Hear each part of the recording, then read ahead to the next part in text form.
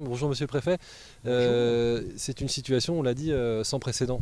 C'est une situation inédite de grande ampleur qui touche pour l'instant 213 foyers dans le département, et je ne compte pas les cas suspects, qui nécessite une mobilisation de tous les services de l'État. Donc j'ai activé depuis la fin du mois février une cellule de crise avec tous les services de l'État concernés, mais aussi avec les représentants de la profession agricole, la présidente de l'association des maires et le vice-président du conseil départemental pour bien montrer que nous attaquons, nous gérons cette crise ensemble.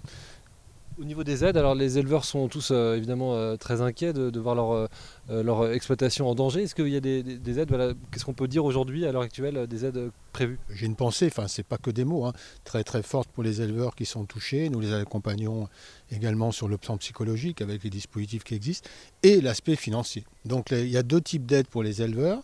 Une aide qui est versée immédiatement, donc c'est ce qu'on appelle une mesure, dans le cadre de mesures sanitaires, ça comble en fait l'opération d'enlèvement des déchets, des opérations liées à la désinfection des locaux. Et cette aide, il y a un versement immédiat à hauteur de 75%.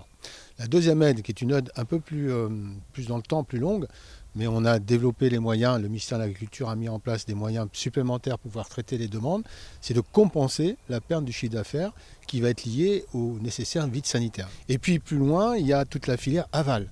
8 000 à peu près, 8 000 à 10 000 personnes. Oui, alors, on ne sait pas, on est en train de recenser. Alors moi hier j'ai organisé une réunion avec on va dire l'ensemble des acteurs concernés par cette crise, avec les représentants des collectivités. Et l'idée est de mettre en place un dispositif d'activité partielle, beaucoup plus généreux que le dispositif de droit commun.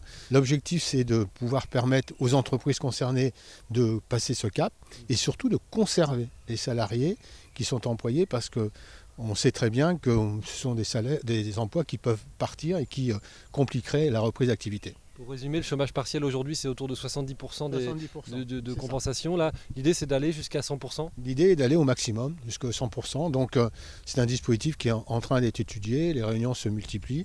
Et hier, ce dispositif les grandes lignes ont été présentées.